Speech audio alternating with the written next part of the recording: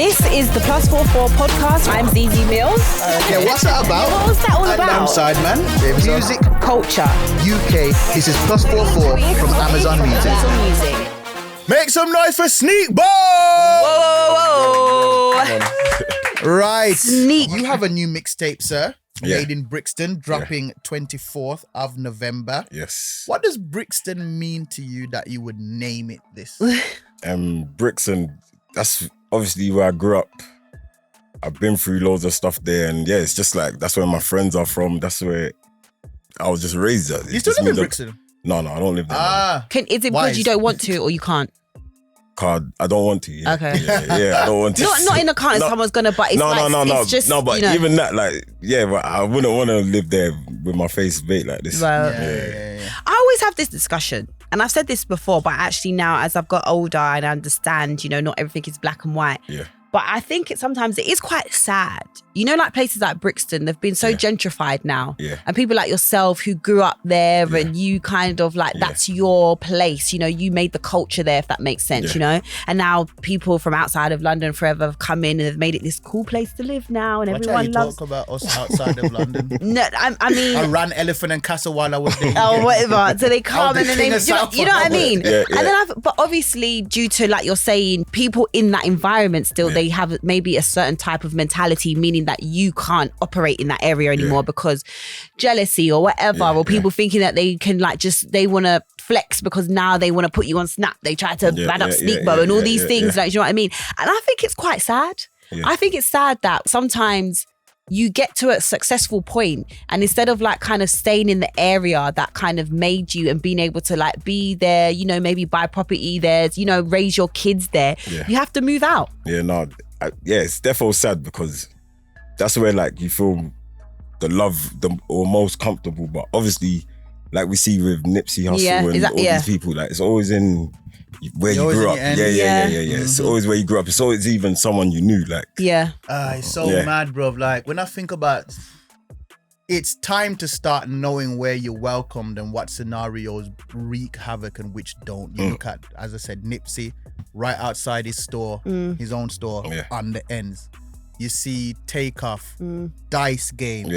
Sometimes you and he was almost playing with have the people to, just before. Here's the difficulty: making your people not feel like you're special, or you're too big for them. Yeah. Whilst also understanding, I'm too big for this, because it is a shame when anybody from any area at any time passes.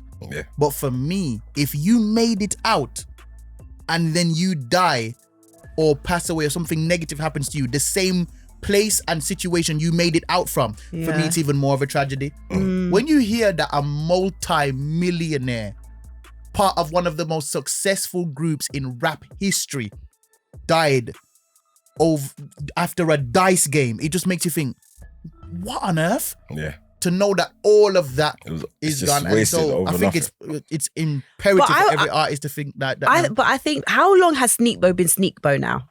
Long time. For a long time, since I was like... you've had over 10 years. Yeah, over 10 years. So you've grown up in this kind of, in front of everyone almost, And then I think what happens with these guys or young people in general, you have like this success, right?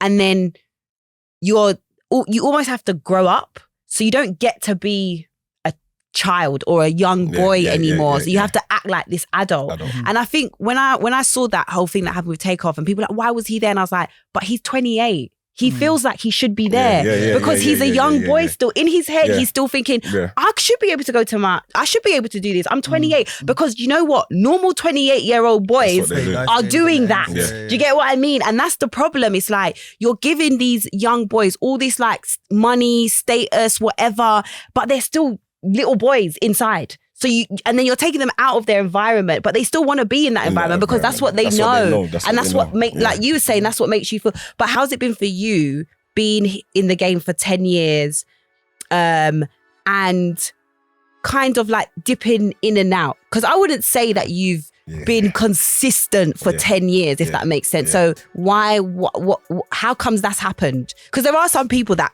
will consistently put out music for the 10 years. So what would you say, why the breaks and the going away? I feel like I have put out music consistently, but it's just probably not connected. Okay, fair enough. So I feel like, I can't even remember when I've took a break. Like I've always been active, so it's just not connected. And then sometimes I just come back, boom, and then I got. Why do you think it's not? Why do you think some of the stuff hasn't connected? Because I'll make a drill song, I'll make a girl song, I'll make a dance song. I just make music. So if it works, it works.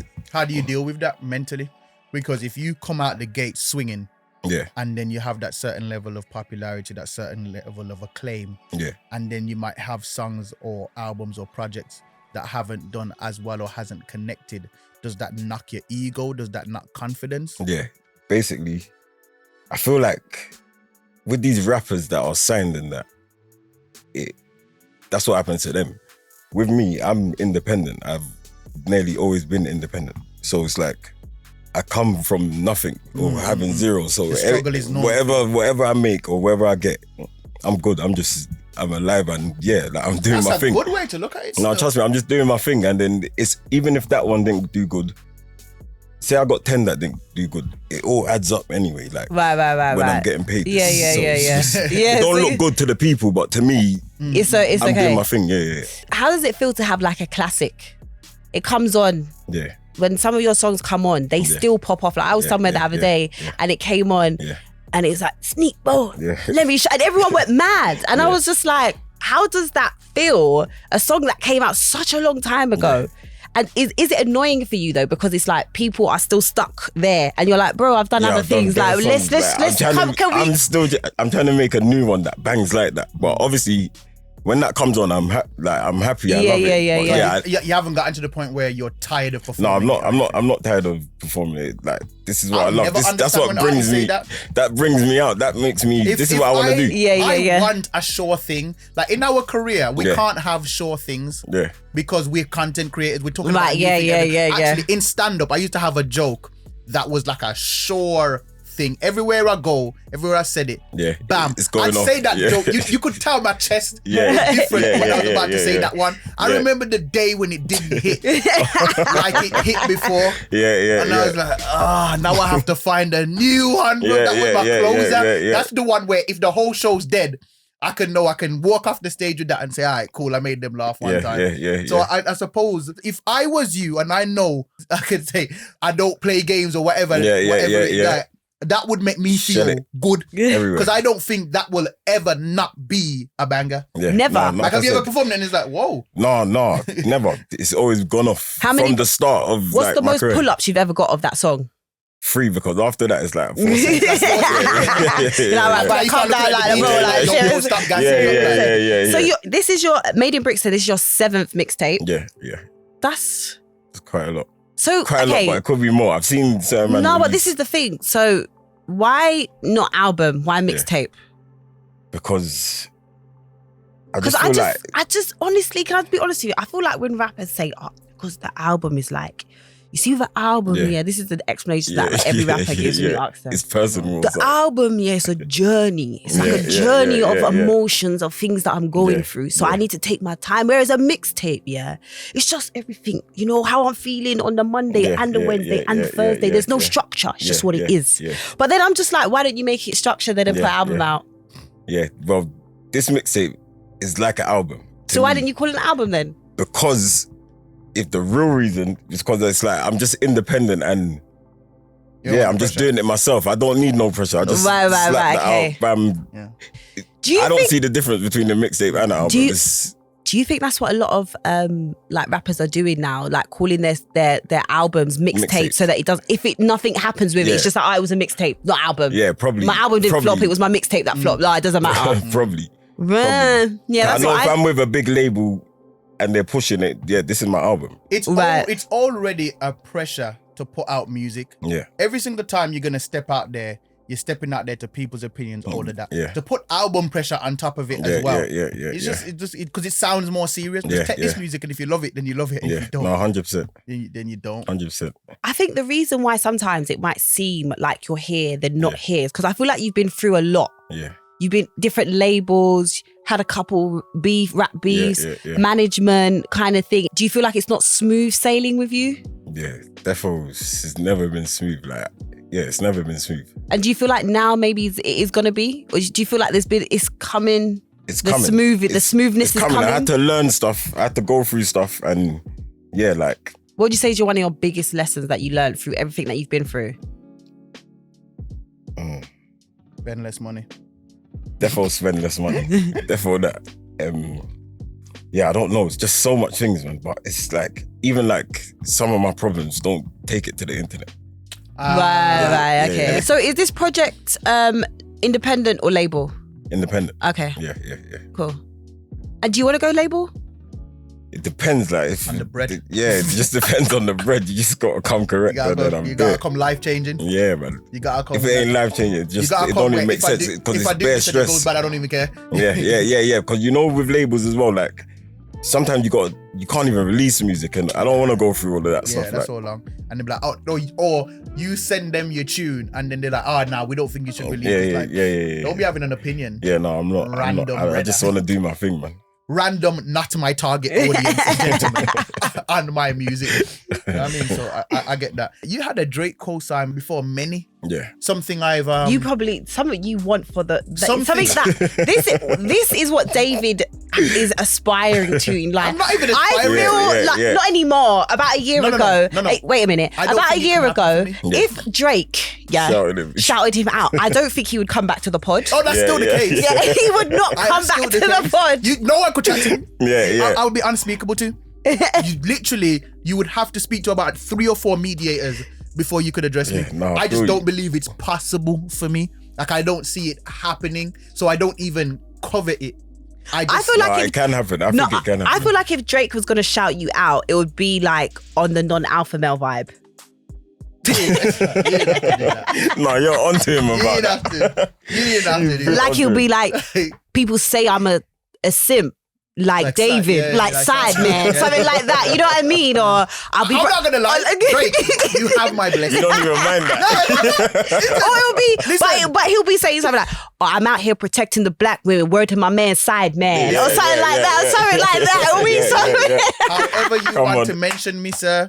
Just know that you would make me a happy individual. But I want to know, because I think that's interesting. I wanted to speak about, if we see where synced here, because I was going to ask about the Drake thing. But I think in another way is in, you know, when it happens, everyone like gasses it up. Yeah. And it's like, oh my God, Drake shouted you out. And almost everyone then makes it seem like because Drake shouted you out, you're now gonna be this amazing.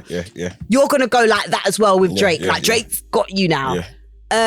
Were those your thoughts when it happened? Because this was some time ago. This was like 2011. This was a good while ago. So at the time, obviously, he was a lot Drake more might younger. Not have even been Drake at that point. Yeah, he. How did it feel? Did you think that, and then what was that like? At that time, this is what I'm saying. If it was now, I'll be moving different, and I would have probably even had a song with Drake and Patton. You would have capitalized off it. I literally, not that I didn't care. Yeah, you was in the hood. I was young as well. Like, that's not, I didn't care about being a superstar. I remember Bounce saying one time that Dig That had a DM of Drake and blanked it. What? Yeah. The flying fig roll? Yeah. Do you understand how mad? But with Dig That, his thing's like different. From I've seen what's going on, I wouldn't have blanked it. But me, that was early stages. I didn't even know nothing about music, you know, like that. Like, if that happened, that's like how do you not want that feature? Yeah. You know what I mean? That's the feature that's gonna. That's what would do music. That's gonna change things. Do you feel like you're a vet in the game? Do you feel like you're one of the OGs? Yeah, I definitely do, but I don't think you're seen that way because you look too young. Because I'm definitely younger than them as well. Like, I'm not the same age. You're actually younger than him. How old are you now? 30. Okay. Yeah, but the vets are like 40. Not all of them. I'm actually older than you. So he's 30, that's a vet. He's about 14 years older than you. He's not. He's just rude. What, you're 44? No. That's a fact. My new man's 44 though. Okay. I'm joking, he's not. I mean, the guy... Anyway, yeah.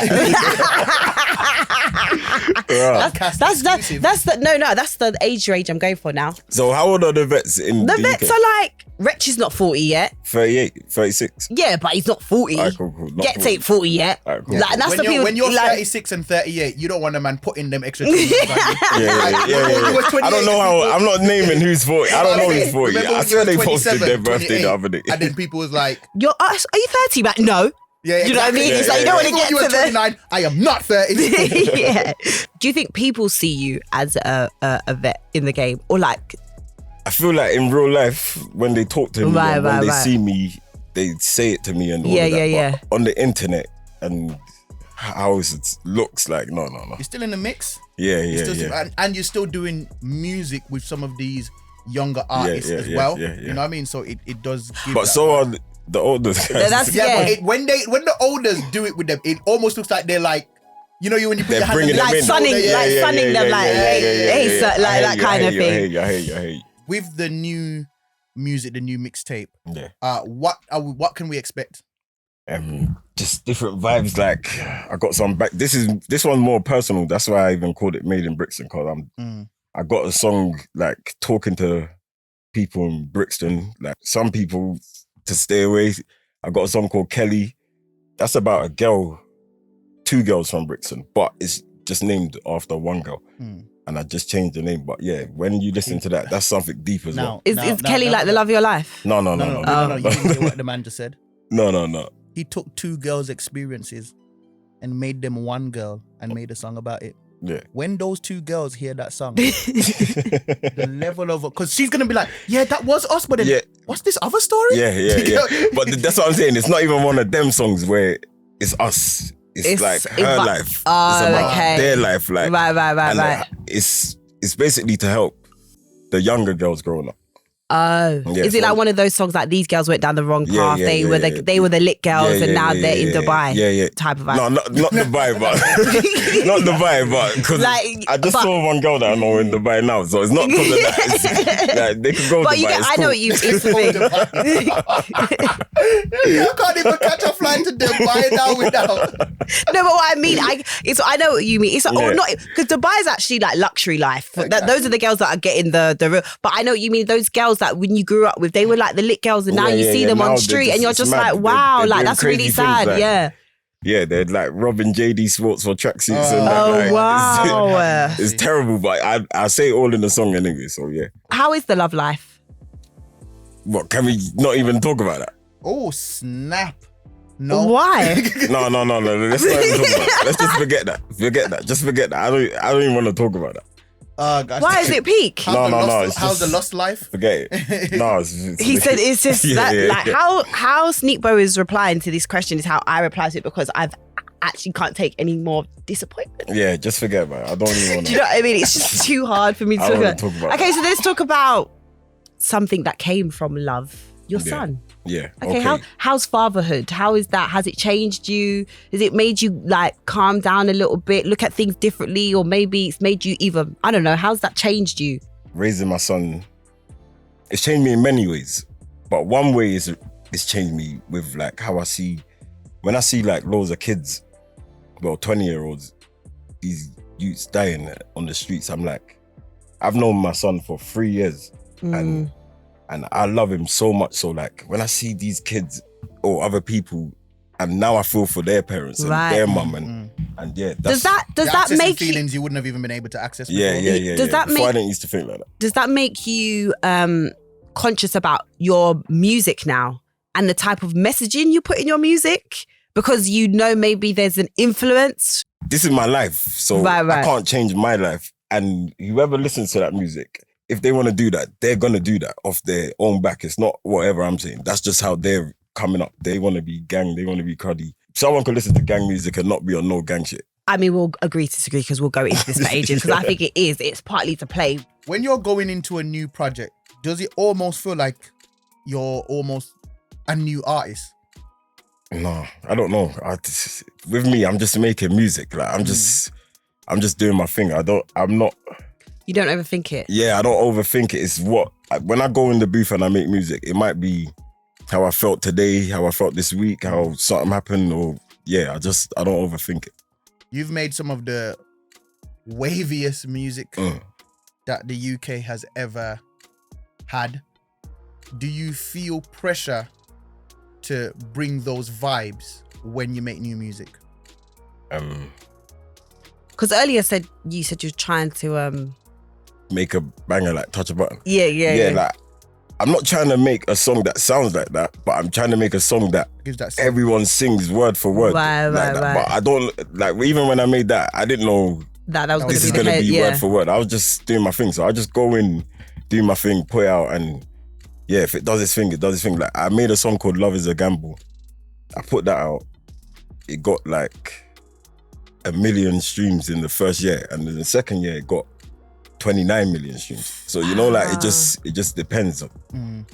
And that's not even me rapping like touch a button. That's me being soft and talking about love and all that stuff. That's good because the girls love it. That's because the girls love. I think that's gonna happen. You know, I think that's gonna happen in music where these songs that are, you know, the club rare they're not gonna have re-listen value like those emotional songs. So what you're gonna have is rappers are gonna have great first week sales when they just bring out these hits.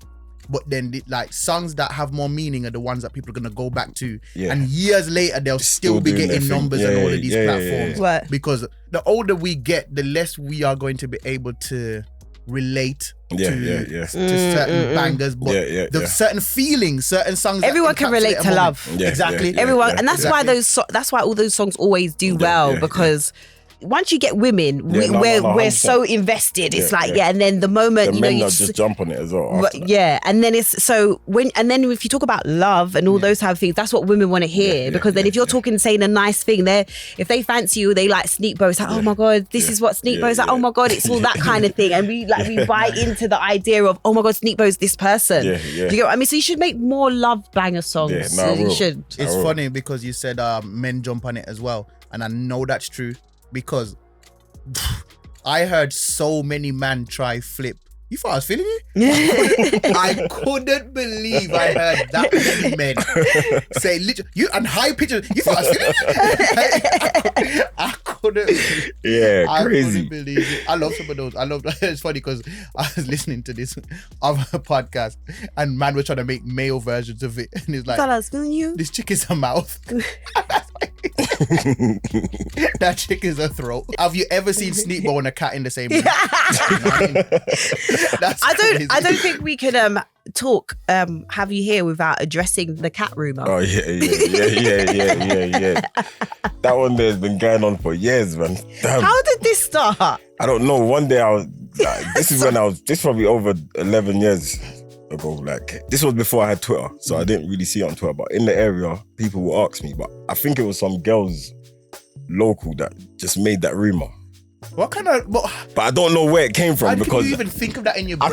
And when people ask me, let's give the audience some context. Yeah, please. So they're saying people believe. Go on, you explain it. They're saying that I was in Brixton and then the Peckham boys came and they chased me into McDonald's. I ran in the toilet. When they kicked the door open, my boxes and shoes and everything were there, and then the cat was there. But what I'm trying to say is, cool. That story is cool. But there's not one Peckham boy that's ever said, yes, it was me that chased him.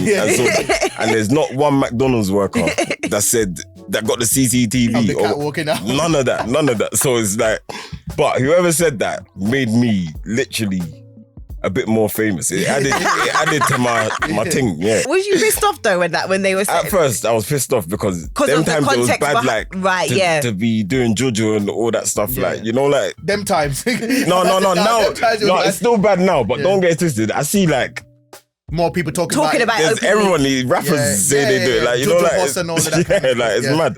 So cool. Yeah. That's mad. Yeah. But I got through that one still. I turned it into a cat. I even made my album 9 Lives. Right, So that rumor made me money. I profited. Like, you know, like that. It didn't just go like that. That is hilarious. I want to know the girls who started this. Please step forward. I really want to know. That would be so sick. Do you know what? I reckon in about 2 weeks' time we're gonna have like a TikTok of 2 girls being coming like, they'll stitch it together. They'll have this interview and they'll be like, it was me. I hope so. Anyway, because that would be absolutely. What if they come out and they like, would they stand on it? that they saw it or they were there. Saw it. Yeah. Or, and then I know they won't stand on it because it never happened. But maybe we shouldn't. Maybe we should say this because you know what technology is like now. They could like actually superimpose you in there and then have you like there as a cat. No, I hear you still. No, that is hilarious. It's good that you can laugh about it now. Yeah, no, I laugh about it still. Do you feel like you take yourself less serious these days? Yeah, because I just want to have a nice life. I just want peace in it. I just want to have fun every day, be calm, no arguments, smiling. You know like that. What did you do for your 30th? Oh, You had a party meeting. I had a party, all white party still. Ski, no. And I went to some nice hotel. Did you get invited? No, next time. Sorry, next time. Next time, but no one. Who goes to a 31st? That's what I was about to say. Like 31st birthday, okay. You know, everyone's gonna know we were like. Under us in 10 years. Or 35. I feel like I'm gonna do something for my 35th. I might come into your 50th next year. I am 33 and I look good for 33, okay? I look better than half of these No, girls. you do look good. I was even going to say, that's how I even knew about you, because I used to see like bare girls hating on you. And I'm like, who's this Zeze Millz girl? Then I'm like, nah. Yeah, it's easy. Good joints. Thanks. Good joints. I like that one. I haven't heard the word joints in ages. What's where that's your joint? Or what do you guys say? Joints and jawns? Jawn. Yeah, that's the new kids. I've never heard somebody say jawn in real life. Yeah, I don't say that. I feel that's gonna sound crazy out of somebody's mouth. Hey, that's my jawn. It's so American. It has to be. It has to be American, doesn't it? Sounds like we're making it. What do you think about the scene at the moment? And I want to ask you, because you've been here, you have for the last decade, more than a decade. Yeah. You've seen people come and go. And one thing, what I will say is, even if people don't feel, or you don't feel like, when we were saying earlier that maybe you feel the music hasn't connected. Yeah. Actually, when I interviewed Ed Sheeran, one thing that will always stick with me, what he said is, when I was saying to him the pressure of kind of topping songs, that pressure. And his thing was, you know what? I'm okay with maybe never topping songs because, you know, like that's just life. What I'm happy about is always being in the conversation. Yeah. And I think that is something that you have always been. You're always a part of the conversation. At some point, your name's going to get brought up. So I think that's sick. And that's one thing that I would say, even if like I quote unquote fall off or whatever, as long as I'm always part of the conversation, like, when Zeze, then I'm happy, because you know what? When you're always part of the conversation, you're actually always relevant. Yeah, no, do you get what I mean? 100%. Like, if someone references you, you're technically still relevant. The fact that you have to reference me or say something, you're still relevant. That's how it is. Make some noise for Sneakbo! Come on. Anything? Any last words you want to say? Anything? No, big up yourself as well. You two keep doing your thing. Thank you. Come on. Thank you. So, this week, the Mobile Award nominations were announced for the 25th anniversary, and leading all nominations with 5 is rapper-producer Nox, followed by Central C, Little Sims with 4 nominations each. You've also been nominated as per usual. How does it feel? Yeah, it's really exciting, but I know I'm not going to win. So now I just it's a nice acknowledgement and we just have a nice night out and we move. But it's nice to be acknowledged. Yeah. I always know that I'm not going to win because it's public vote and people like KSI are selling out the O2. So there you go. It's a win-lose situation. Nominations for Best Male Act: Central C, Dave, D Block Europe, Digger D, Nox, Tion Wayne. Who do you reckon should win? I would go with Nox, to be fair. I feel like the go-to would probably be Central C or Dave. But I really enjoy Nox. I think he's really talented. I think he's really fresh. I think he put out a really good project this year. Objectively, I would go with Central C. Simply because I feel like he's made a lot of waves in the time that he has been on the scene, which is not very long. And of course, he is doing a lot to push UK music overseas. I also like watching it happen, because I feel like we're getting to see behind the curtain of how it's happening. So for instance, his manager will regularly come out and talk about what their plan is, what their process is, what their numbers are in other countries and things of that nature. So it's almost like creating a blueprint for artists. For instance, like let's say a Dave, we just know that Dave is big and we know that we like the music, but we don't see the behind this. And I believe artists are starting to show the behind the scenes. I think you can show behind the scenes, but it doesn't really matter. like, I think Central C has got to where he is. He's talented, but I think his look heavily plays a part in it. I think he's very appealing to everyone. I think girls love him. I think the man them love him. So I think, you know, you can look at Central C. It doesn't mean you can do what Central C is doing, if that makes sense, because Central C is Central C. Do you get what I mean? The same thing I think about racially ambiguous women. They appeal to the masses. And I'm not saying that's the direct reason, but when you can appeal to everyone, as in we can't place you kind of, then I think that you appeal to a lot more people. And also he does have quite an American look, if you get what I mean. I think like there's not a lot of like artists over here that kind of fit the American kind of look, if that makes sense. And Central C fits that kind of look. He gives off that kind of like, ooh, I'm here, but I'm not here. Do you know what I mean? And it makes him quite appealing. Yeah. So the way he carries himself, he's not out there. I'd say he's one of the only ones to successfully pull off the Instagram relationship with no bad blood afterwards. I think Central C and his team understand the recipe as an entirety, not just like little. They understand everything. They understand how it all works. All right, best female act. We've got Little Sims, Mahalia, Mira May, Miss Banks, Pink Panthers, Tiana Major. How do you feel about that? Well, I'm just going to say Little Sims because I absolutely love Little Sims. I adore her. Everything Little Sims does. How I feel about Little Sims is how I feel about how people know I feel about Stormzy. I think Little Sims is amazing. Like, I think she's just so dope. I think that she's a league in her own. And I feel like she stayed true to herself. She's better than a lot of these male rappers. Like she can go toe to toe with a lot of them and beat them. Song of the Year, Age featuring Ashanti, Baby. Please no. Why? Just no. Him and the other one, Tion. I love Tion. Yeah, cool, but that song that he's done, the Mrs. Officer one with H, is it with H as well? I believe so, yeah. Oh, it's dreadful. It's horrible. I don't know why they did that. Do you know how much of a classic Mrs. Officer is by Lil Wayne? Is that why it offends you? Because it's a classic? It's a classic. And you've kind of just, in my opinion, I feel like you didn't do a good job of the classic. I don't know. David just doesn't want to get dragged in the comments, so he's saying he doesn't know. I heard the song. I was so disappointed. I listened to the song, and after I had listened to it, I had heard it. That's it. That's what I'm saying. You don't need to listen to it again. But this is a public service announcement. Just stop if you're not going to do it any justice. You know what? Yeah, here's my only thing. Here's my only thing with that. You're like, that's like telling a man, don't make easy bread. If you flip an old song, that's like the. I bet label heads are literally in the office like, just flip the song. But do you know whose fault it is? Who? The people that clear it. That's interesting. It's the people that clear it. But again, now you're telling them to not make money. Lil Wayne doesn't need to clear that song. Whoever, he doesn't need to clear it. He could have said, no, sorry. First of all, we don't know it's Lil Wayne that cleared it because we don't know if Lil Wayne owns Lil Wayne's music. Well, whoever decides who clears the song in that case, yeah? That's like somebody coming to you, Zeze, can we clear your interview from a couple years ago? We just want to, and you'll get £200,000 of it. You didn't even want it. You don't even care what the content was. It depends. It depends. No, some people have messaged me, say, can we use this clip for something? And I'll be like, yeah, but they're not giving you money. Doesn't matter. It's still my likeliness. Everybody's association. No, but I'm not going to let you use my likeness if I feel like you're not going to do something good with it. But then that's again, music is subjective. That all the young kids probably think it's really great. And you know what makes me upset? This is what the little kids think Mrs. Officer sounds like. The little kids don't even know the original one. Oh gosh. H but the baby. I like that one. Yeah, I don't like any of the ones like that. The only one that I really think is a brilliant one is Last by Burna Boy. It kept the nostalgia, still brought something in new. The ones that they keep remixing, it's like you literally just went in the studio and copied and pasted the old thing. My favorite flip of all time is Rihanna and DJ Khaled, Maria. That's hard.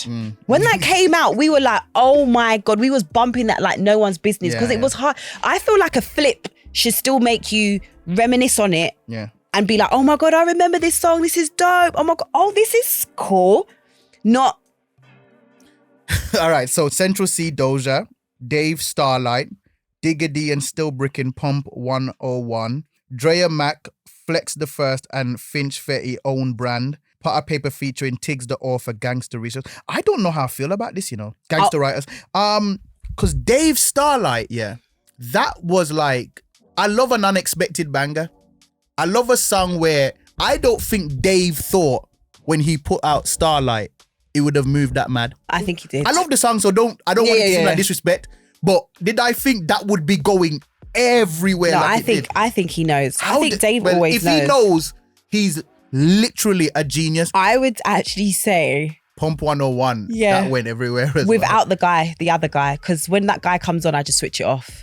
The still Brixton guy. Do all of that. No. You could just say Pump 101 and leave it there. That young man has a family. That young man probably has I'm not saying he's trying to feed, bro. No, I get that. Just say the songs are bad. Like you see with the TR and H figure, I'll let you off because you don't rate the whole thing. I'm not the only one that turns that when his verse comes on. You listen to the whole city as well, because I swear he's from somewhere. He's from somewhere. Is he like Manchester? Liverpool or something like that. You know how I feel about Digga D. I'm not Digga D's biggest fan. Okay, so but you know a tune if you hear a tune. I know a tune when it comes on, and again, that's a good flip. Good flip. A very good flip. But then when that guy starts coming on, I'm just like, let these people live. No, I'm not. I'm just giving my true opinion. We should be allowed to say that.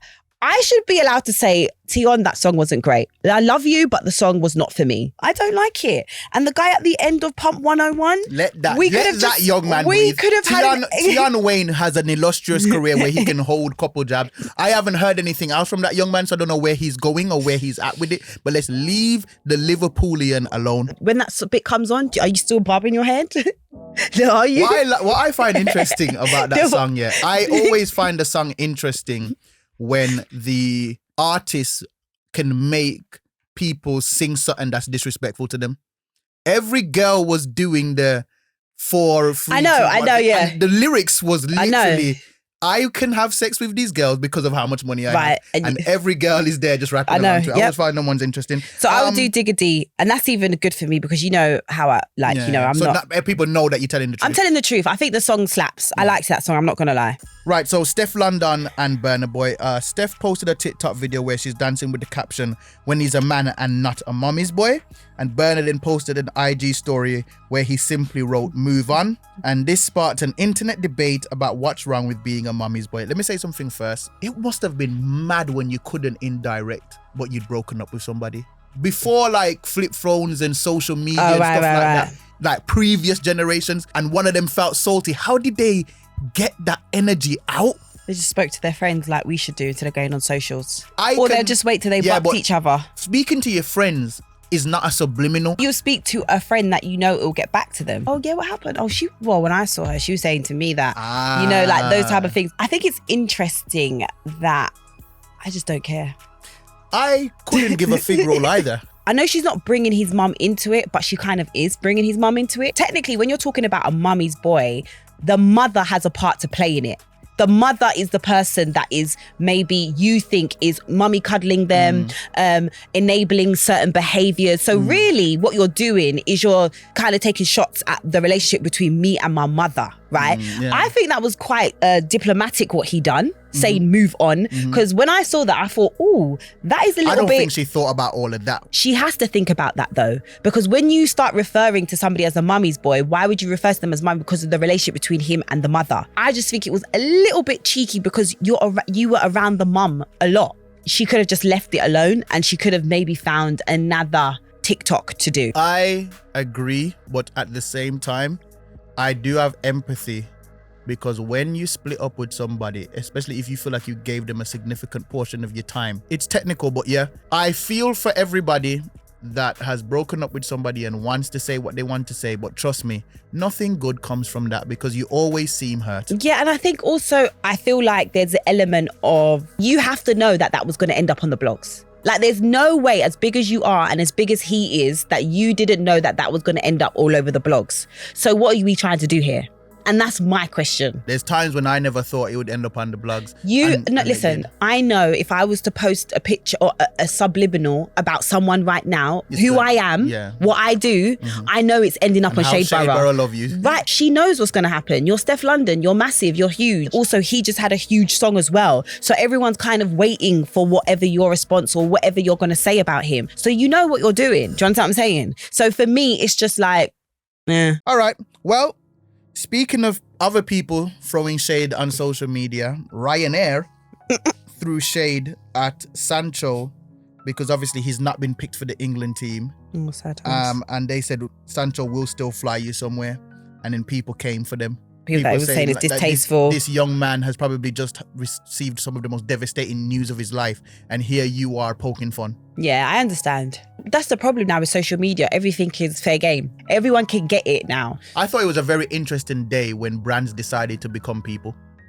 Right, when they started talking on social media. Like when they brands started to have personalities. Like a person. And I think they forgot why they didn't do that in the first place. There was a time when a brand was such a staple that you didn't look at it as individuals.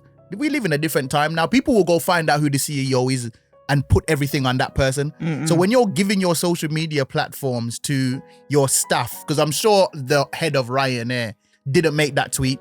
Right. Just understand they're going to come and find you and check for you when you do this kind of stuff.